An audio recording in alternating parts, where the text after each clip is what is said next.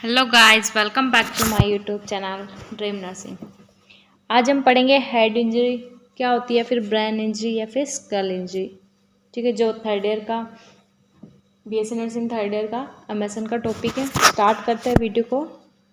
Head उसके बारे में पढ़ेंगे। हेड इंजरी क्या होती है, हेड इंजरी के टाइप्स क्या क्या होते हैं, देन उसके कॉजेज़ क्या होते हैं, ठीक है, उसकी पैथोफिजियोलॉजी क्या होती है, डायग्नोस्टिक इवैल्यूएशन क्या होता है, साइनम सिम्टम एंड मैनेजमेंट क्या होता है उसका। ठीक है, स्टार्ट करते हैं वीडियो को। Head injury is the surgical condition. In this injury of skull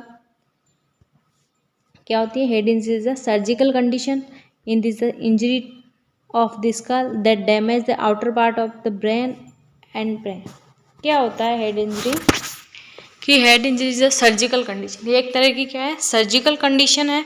क्योंकि जब भी चोट लग हेड इंजरी में क्या होता है, अगर कोई भी इंजरी वगैरह होती है, ठीक है, तो हेड इंजरी में क्या एक सर्जिकल प्रोसेस है। ठीक है, क्योंकि हमें उसे टेबलेट वगैरह देके नहीं कर सकते, क्योंकि अगर इंजरी हुई है तो हमें उसे ट्रीट करना ही पड़ेगा, क्योंकि वो एक तरह से सर्जिकल कंडीशन हो जाती है। ठीक है, फिर is a injury of the school. ये क्या होती है, एक इंजरी होती है स्कल। जो स्कल क्या होता है, सबसे पहले तो आता है अपने जो स्कल। ठीक है, सबसे पहले स्कल्प हेयर आता है, स्कल के ऊपर हेयर प्रेजेंट रहता है। देन उसके बाद में क्या आता है, स्कल आता है। ठीक है, स्कल के अंदर क्या रहता है, ब्रेन रहता है। ठीक है, तो इसमें देखेंगे हम कि जो इंजरी किसके होती है, स्कल को होती है, जिसमें क्या होता है, आउटर पार्ट भी डैमेज हो सकता है ब्रेन का, या फिर इनर पार्ट भी हो सकता है, या फिर ब्रेन भी हो सकता है कभी कभी। तो क्या होता है, अकॉर्डिंग टू सीवियरिटी के कंडीशन पे कि आपको किस टाइप की हेड इंजरी हुई है, स्काल्प इंजरी हुई है या स्कल इंजरी हुई है, या फिर कोई स्कल बोन फ्रैक्चर हुई है, या फिर ब्रेन इंजरी हुई है। ठीक है, तो देखते हैं हम। It is characterize by the loss of consciousness and decrease sensation. क्या होता है, जब भी हेड इंजरी होती है तो उसमें क्या होता है, कॉन्शियसनेस लॉस हो जाता है और सेंसेशन भी क्या होने लग जाता है, डिक्रीज होने लग जाता है। आया समझ में कि हेड इंजरी क्या हो जाती है। Head injury surgical condition, injury in the skull और damage outer part of the brain या फिर ब्रेन, और करेक्टराइज क्या होता है, लॉस ऑफ कॉन्शियसनेस या फिर सेंसेशन डिक्रीज होता है। फिर देखेंगे टाइप्स ऑफ हेड, कितने टाइप की हेड इंजरी प्रेजेंट होती है।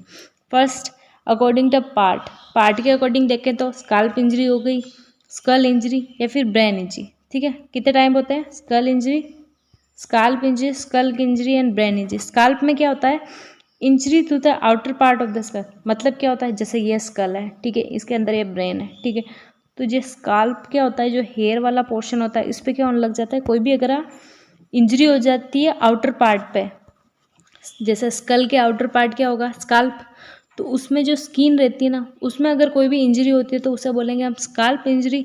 इसे एग्जांपल ले सकते हैं, लेसिरेशन से हो सकता है, लेसिरेशन हो गया तब अपन बोल सकते हैं स्काल्प इंजरी। फिर देखते हैं स्कल इंजरी। स्कल इंजरी क्या होता है, injury to the skull bone, मतलब जो स्कल की जो बोन प्रेजेंट होती है, ठीक है, अगर उनमें किसी टाइप की इंजरी हुई या फिर बोन क्या हो गई, ब्रेक हो गई, तो उस कंडीशन को हम बोलेंगे स्कल इंजरी। फिर आता है ब्रेन इंजरी। ब्रेन इंजरी क्या होता है, brain is the inner part of the brain involve in the brain is injured. क्या होता है, जो ब्रेन इंजरी हम कब बोलेंगे, जब किसी ब्रेन के किसी पार्ट में, जैसे फ्रंटल लोब हो गया, ठीक है, पैराइटल या फिर ऑक्सीपिटल लोब में अगर किसी टाइप की ब्रेन इंजरी देखने को मिलती है तो हम उसे बोल देंगे ब्रेन इंजरी, क्योंकि जो इसका इनर पार्ट होता है ब्रेन का वो इन्वॉल्व हो जाता है उस कंडीशन में।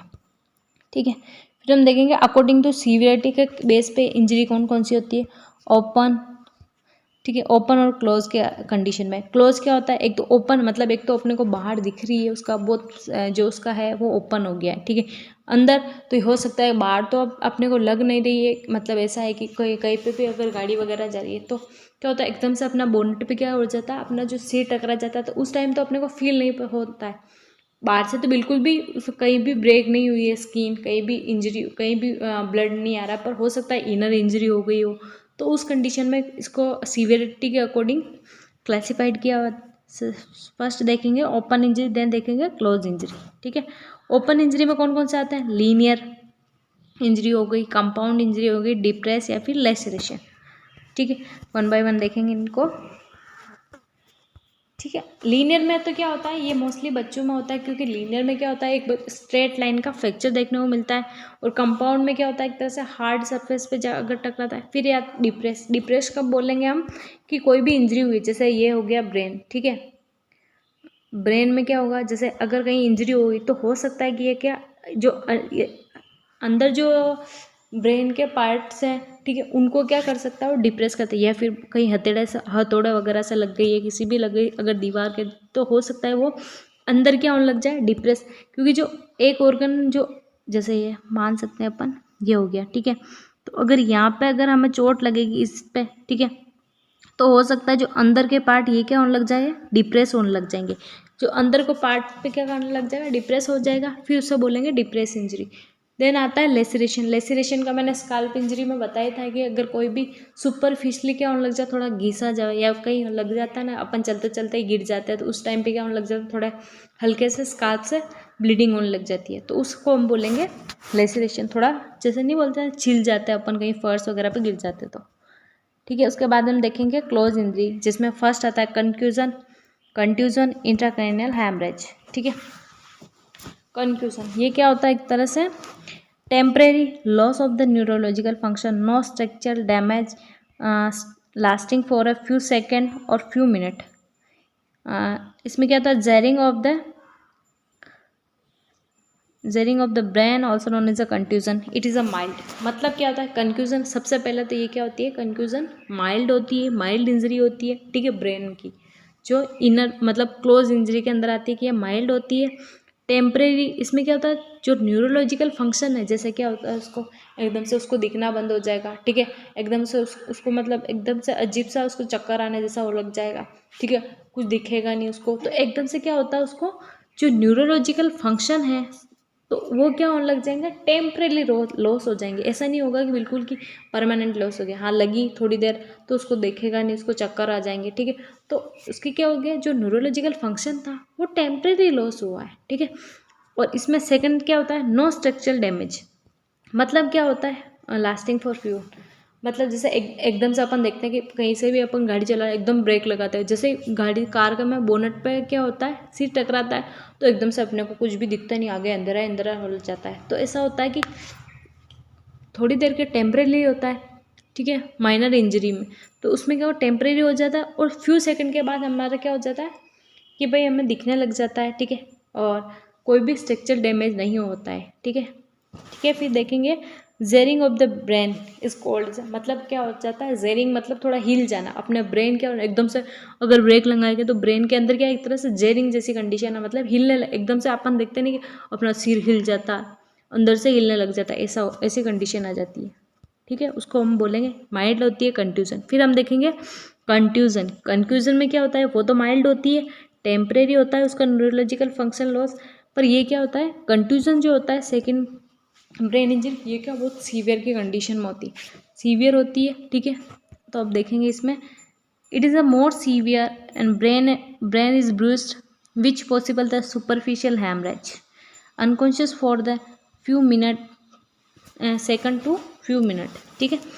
तो इसमें क्या था, bruise under the skin due to the trauma cause the bruise, मतलब क्या होने लग जाता है रिलेटेड कि इसमें क्या होता है कंट्यूजन की क्या होता है सीवियर इंजरी होती है, ठीक है, और इसमें क्या होता है ब्रेन में जो क्या होता है ब्लू, जो एक तरह से अपन कहते हैं नहीं कहते खून जम जाता है, जैसे अपने कहीं लग जाती है तो खून जमता है, वैसे ही क्या हो जाता है ब्रेन में भी एक तरह से ब्रूश कलर जो सुपरफिशियल हैमरेज देखने को मिलता है, ठीक है, तो उस कंडीशन में वो सीवियर कंडीशन होती है। और इसमें क्या था कंफ्यूजन में तो क्या हो रहा था कि फ्यू सेकंड बाद में थोड़ी टाइम के लिए अनकॉन्शियस हो रहा था, पर इसमें क्या होने लग जाएगा सेकंड से कई घंटों भी लग सकता है, कई हावर्स भी लगते हैं, तो इसमें क्या होता है पेशेंट अनकॉन्शियस बहुत ज़्यादा टाइम तक रहता है, ठीक है। और इसमें क्या होता है इसमें क्या होता है ब्लूइश कलरेशन में कब कंडीशन देखने को मिली, जब कोई स्क्रीन में ट्रॉमा हो जाएगा, ठीक है, उस कंडीशन में आपको ब्रेन के अंडर क्या होने लग जाती है ब्लूइश कलरेशन देखने को मिलेगी, या फिर इंटरनल ब्लीडिंग की वजह से या फिर ब्लूइशनेस की वजह से क्या होगा उसमें ब्लूइश होने लग जाता है, ठीक है, ब्रेन में आए समझ में।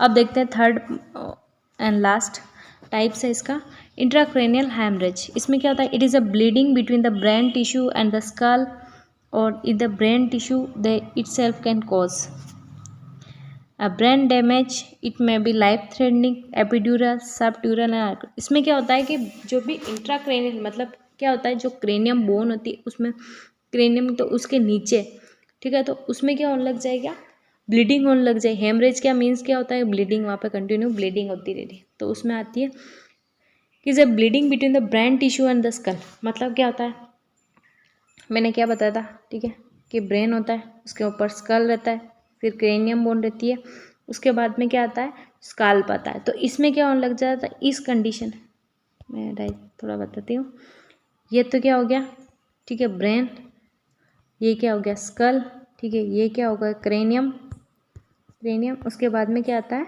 स्काल्प। तो इसमें क्या होता है, इन दोनों के बीच में क्या होने लग जाएगी, ब्लीडिंग होने लग जाएगी। उस कंडीशन को हम बोलेंगे इंट्राक्रेनियल हैमरेज। क्या होता है, तो इसमें क्या होता है, जो ब्रेन टिश्यू होते हैं उसमें ब्लीडिंग होने की वजह से क्या होने लग जाएगा, एक तरह से कि उसकी डेथ होने लग जाएगी, नेक्रोटिक थोड़ा वो होने लग जाएगा वहाँ पे डिपोजिशन। तो उस कंडीशन को बहुत लाइफ थ्रेटनिंग कंडीशन हो जाती है, क्योंकि ना जो क्रेनियम होता है एपिड्यूरल स्टेज में क्या था, सबसे ज़्यादा सर्जिकल और इमरजेंसी कंडीशन को होती है। इसमें 3 टाइप के होते हैं, एपिड्यूरल, सबड्यूरल, सब आरेक्निन, क्योंकि ना वहाँ पे मेनिंजस लेयर प्रेजेंट होती है, ठीक है। तो सबसे पहले एपिड्यूरल किस कंडीशन, क्योंकि एपिड्यूरल बहुत इमरजेंसी और सीवियर कंडीशन होती है, क्योंकि एपिड्यूरल में क्या होता है, आर्टेरियल ब्लड होता है, ठीक है, क्योंकि सबड्यूरल और सब आर्टेरियल इसमें क्या होता है, वेन्स प्रेजेंट रहती है, पर इसमें क्या एपिड्यूरल में क्या होता है, आर्टरी प्रेजेंट रहती है ब्लड की। तो वहाँ पे क्या आर्टेरियल ब्लड होता है। अगर वहाँ पे कोई हेमाटेमा या सर्जिकल कंडीशन हो गई तो बहुत आर्टरी क्या होने लग जाता है, बहुत हैवी प्रेशर होता है आर्टरी में, तो क्या होने लग जाए, वहाँ पे सीवियर ब्लीडिंग के चांसेस हो सकते हैं, हो सकता है उस टाइम पे पेशेंट की डेथ भी हो जाए। तो एक तरह से क्या है, लाइफ थ्रेटनिंग कंडीशन है इंट्राक्रेनियल हैमरेज, ठीक है।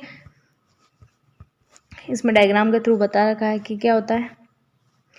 फर्स्ट में यहाँ पे क्या होने लग जाता है, जैसे कोई भी इंजरी हो गई, ठीक है, ये तो हो गई स्काल्प इंजरी, क्योंकि एक तरह से स्काल्प पे लगी है। फिर ये क्या होने लग जाएगा, जो ब्रेन में होने लग जाएगी इंजरी, स्कल के अंदर जो क्या होने लग जाए, फ्रैक्चर होने लग जाता है। और ये क्या होने लग जाए, बहुत सीरियस कंट्यूजन की कंडीशन देखने को मिलेगी, मतलब यहाँ पे अगर यहाँ पे सिर टकराता है तो पीछे क्या होने लग जाए, ब्लू स्कल्डेशन हो जाएगी। आए समझ में।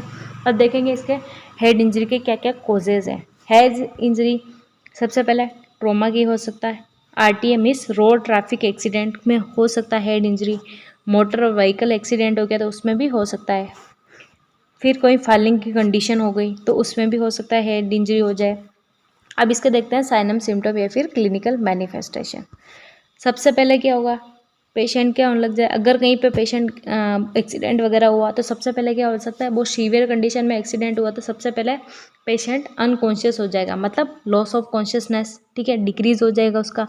लेकिन अगर बहुत सीवियर हेड इंजरी है तो उसमें रिकॉन आई देखने को मिलेगी, मतलब जैसे ये है, ठीक है, पेशेंट की ये आईज़ है, तो आईज़ के अंडर नीचे की ओर क्या होने लग जाएगा, मतलब यहाँ पे पेरी ऑर्बिटल जो एरिया है यहाँ पे क्या होगा, ब्लीडिंग देखने को मिलेगी, क्योंकि ब्लीडिंग की वजह से ब्लूइश होने लग जाएगा। तो इसमें क्या होगा, आँखों के नीचे जो पोर्शन होता है ना, उस पर क्या होने लग जाता है, ब्लीडिंग देखने को मिलती है पेरी ऑर्बिटल एरिया में।